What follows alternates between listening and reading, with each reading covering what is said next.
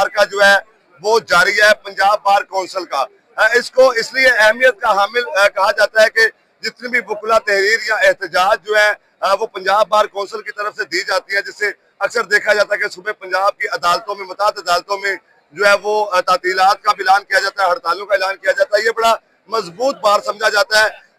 मुल्क के सबसे माहिर कानूनदान जिनको जो बोले तो कानून समझा जाता है, चौधरी एतजाज अहसन साहब मेरे साथ मौजूद हैं। इनसे जानते हैं सर, पंजाब बार काउंसिल का मार्का सज चुका है, किस तरह देख रहे हैं? और 26वीं आईनी 27वीं तरमीम की नारेबाजी भी सुनने को आ रही है, ये क्या मामला सर? देखिए 1974 में मैं खुद पंजाब बार काउंसिल का मेंबर मुंतखब हुआ था और बड़ी फ़ाल बार काउंसिल है, बड़ी अहम बार काउंसिल है और इसके लिए बेहतर और मौजूद उम्मीदवार को वोट देना चाहिए। मैं तो वोट डाल रहा हूँ 26 नंबर पे जो खुर्रम लतीफ़ खोसा है, सरदार लतीफ़ खोसा साहब के बेटे। हाँ, उनको डालो और मैं समझता हूँ कि हमें दबंग बनने चाहिए बार काउंसिल में बैठे। हमारे अक्सर बुकरा जो है ना, कितने भी बड़े हो जाए, वो सबसे पहले तो जजों से दब जाते हैं। जज जरा उनको कोई क्या कि आप ये कंटेम्प्ट कर रहे हैं, कुछ कर रहे हैं, वकील वही रुक जाता है, घबरा जाता है।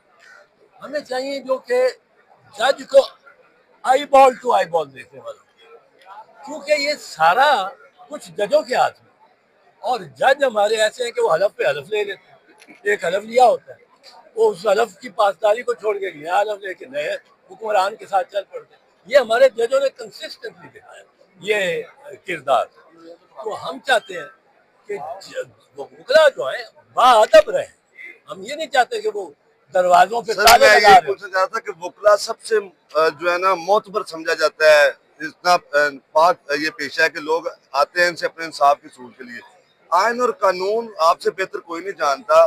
मुल्क में जो इस तरह हालात हैं, लोग सड़कों पे हैं, सियासी जमातों में टकराव का सूरत हाल है, तो वकला आप समझना सबसे अहम किरदार होता है मसैनत के लिए। नहीं, मुझे वकला ने 1981 में 80-81 में बहुत बड़ा किरदार किया था, अदा किया था सारे मुल्क में। मुल्क की वो ये था कि पार्टियां बहुत बटी और कोई एक प्लेटफॉर्म पे कोई जगह नहीं।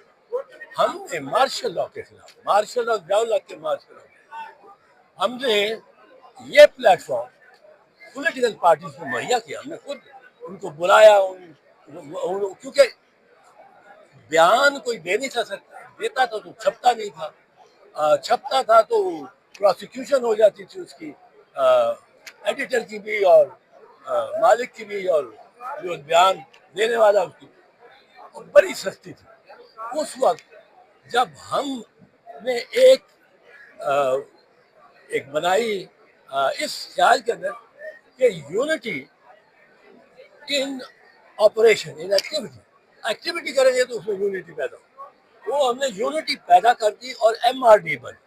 वो हमारी स्ट्रगल की वजह से MRD बनी, movement for restoration of democracy. उस वक्त हाँ, वो जो थी तहरीक बहाली जमहूरियत, वो बड़ी फाल मूवमेंट, उसमें बड़ी गिरफ्तारियां हुई वकला की, और 2 साल में उसने सारी पार्टी को इकट्ठा कर दिया और सारी पार्टी जो अपोजिशन में वो MRD के छतरी के तहत आ, और फिर MRD ने बड़ी स्ट्रगल चलाई फौज के खिलाफ, डायरेक्ट फौजी हुकूमत। तो वकला ने पहले भी किरदार अदा किया है। अब जरा थोड़ा सा वो उसने नाखून ज्यादा हुकूमत ने डाल दिया हमारे कंधों के अंदर, पर कोई नहीं, वकला फिर निकलेंगे, वकला फिर आगे बढ़ेंगे और वो वकला फिर इत्तेहाद लाएंगे। सर अगर 70 साल उम्र हो जाती है, उम्र की हद अगर 70 साल हो जाती है जजेस की, ये 27वीं की, तो इसमें क्या कबाहत है सर? क्या इंसाफ का निजाम क्या खराब हो जाएगा? क्या हो?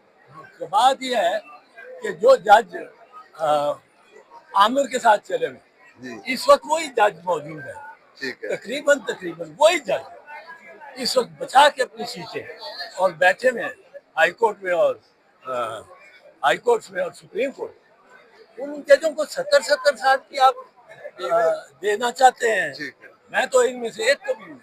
सर वजीर आजम जो है शहबाज शरीफ साहब वो इंटरनेशनल दौरे कर रहे हैं। इमरान खान साहब ने कहा था कि ये जो हालिया अफगानिस्तान के साथ मामला था मैं किरदार अदा कर सकता हूँ।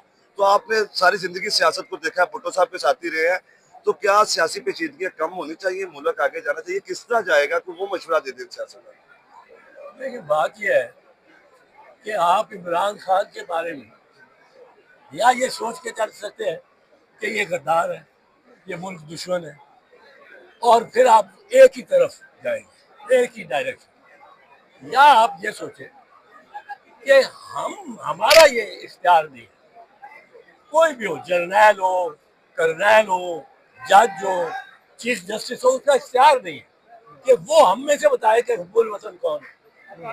ये हुब्बुल वतनी के सर्टिफिकेट देने वाले जज वो कोई नहीं दे सकता सर। तो वो तो नहीं, उसको मैदान में आना चाहिए। इमरान खान को भी, बाकी सबको भी आना चाहिए मैदान में।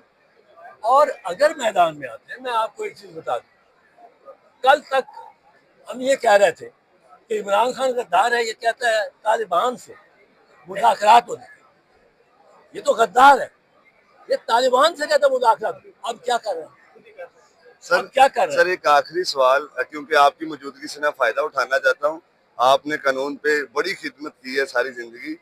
सर इस मुल्क में जो इस टाइम अफरा तफरी है, गिरफ्तारियां है, सियासी माहौल बना हुआ है, इसको आगे लेके जाने के लिए क्या किया जा सकता है? और एक दुनिया ये जानना चाहती है कि इमरान खान ने कहीं पे ख्वाहिश का इजहार किया था कि आप उनकी जमात में होते, किसी ने पूछा था कि कौन, तो उन्होंने आपका नाम लिया था। सर आप क्यों नहीं गए?